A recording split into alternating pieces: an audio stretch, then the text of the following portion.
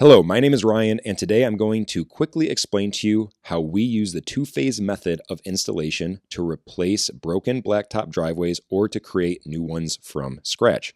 So if your driveway looks like any of these images, okay, where it's blacktop and it's just absolutely shot, or if you don't have a blacktop driveway and we need to install a new one for you, or if you're looking to add on to an existing blacktop driveway, the process stays the same, and it all starts with excavation. We have to excavate the area that the driveway is going to be in so that we can rebuild it from the bottom up.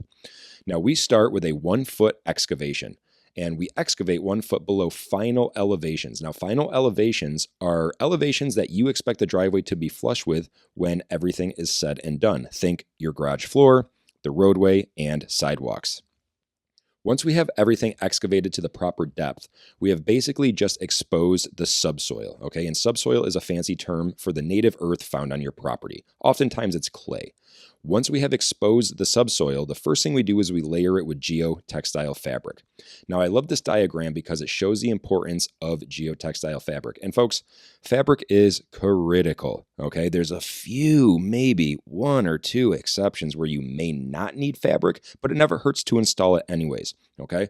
So here, we'll just refer to this as your blacktop surface. And then you have your crushed stone base underneath the blacktop because blacktop has to sit on a crushed stone foundation.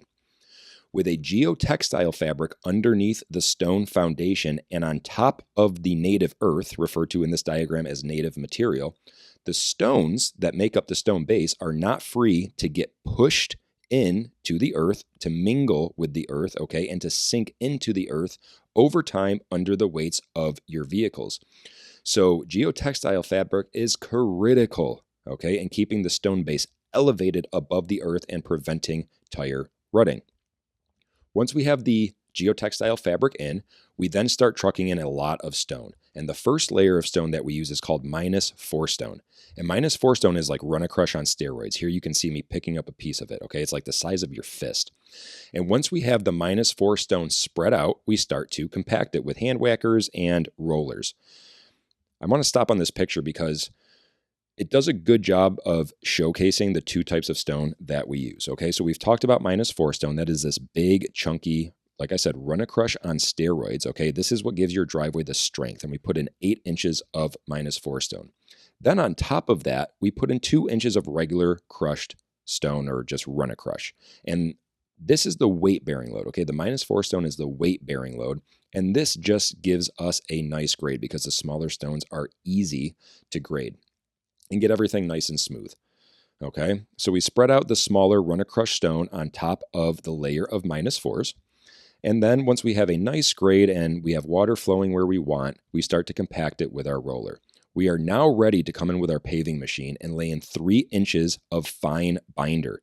Binder is the first layer of asphalt that goes into any asphalt installation, okay? It sits directly on top of the stone base. Once the binder is in and seamed together, we compact it with our compaction equipment, a roller and a hand whacker, and voila, you're onto a brand new driveway. Phase 1 is complete, okay? Phase 2 involves coming in the following year and laying another layer of asphalt over the binder, and this is referred to as the top coat. The top coat gets installed, it gets compacted, and that's it. Okay, the 2-phase method is complete. So let's recap because I know I just threw a lot at you. So it's a 2-phase method, a new driveway, whether we're ripping out an old blacktop one or whether we're starting one from scratch, it all starts with excavation and we have to expose this subsoil. We then layer the subsoil with geotextile fabric to keep and prevent our stone base that we're going to build from sinking into the earth. Once we have our fabric in, we start the process of building the stone foundation. And folks, we use a lot of stone, okay?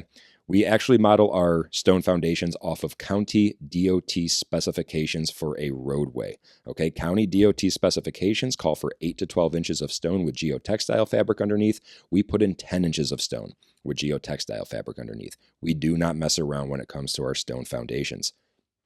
Once our stone foundation is in, we come in with the first layer of asphalt referred to as binder. And there's different grades of binder. On a driveway, we use a residential or fine binder. And then we compact that lift of binder. And that is it for phase 1 in the first year. We come back the following year for phase 2 and install the top coat, and that is when you have a completed, finished, gorgeous, brand new driveway that really is probably never going to go anywhere.